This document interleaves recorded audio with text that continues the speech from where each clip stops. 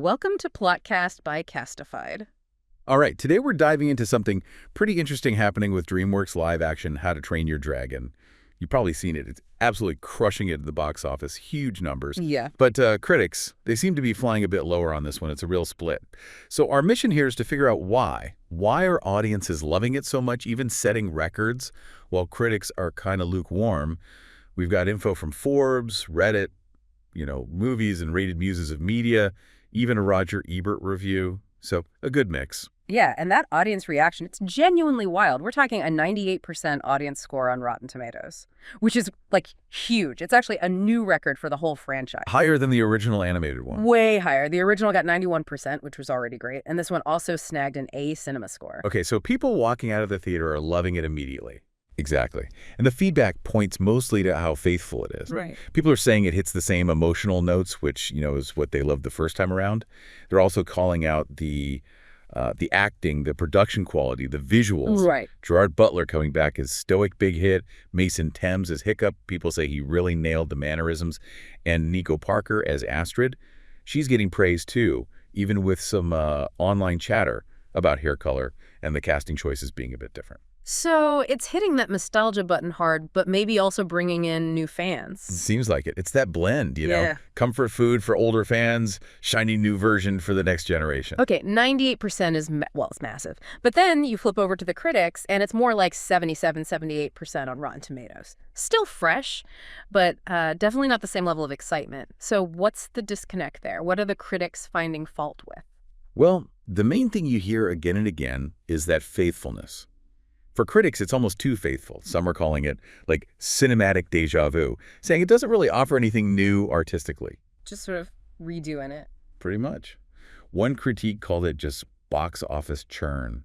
And it's longer, too, about 27 minutes longer than the animated one. Oh, wow. Does that add much? Critics seem to think it just makes things clunky. Stretched scenes, maybe some extra dialogue that doesn't add depth. Now, they do praise some visuals. The dragons look cool, the scenery's nice, but then there's pushback, too. Toothless's design got quite a bit of attention. Some found him uncanny or weird and out of place. Ah, the uncanny valley strikes again when animation goes realistic. Exactly. It doesn't always translate smoothly from that stylized charm to, a higher res live action look. It can feel off. And then there's the whole unnecessary cash grab angle you sometimes see, especially with that universal theme park connection looming. So it really sounds like two completely different viewpoints. Audiences are leaning into the familiarity, the comfort. Yeah, absolutely. While critics are sitting there going, okay, but what's new here? Precisely. It boils down to expectations, doesn't it?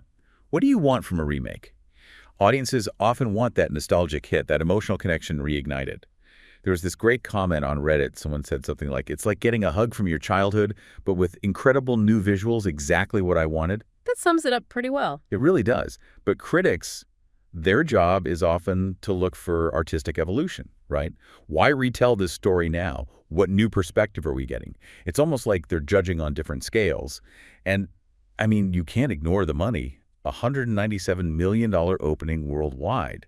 It blew past its $165 million budget almost immediately. So the audience preference for faithfulness, it translates directly to box office success. Undeniably. And that sends a huge signal to Hollywood, doesn't it?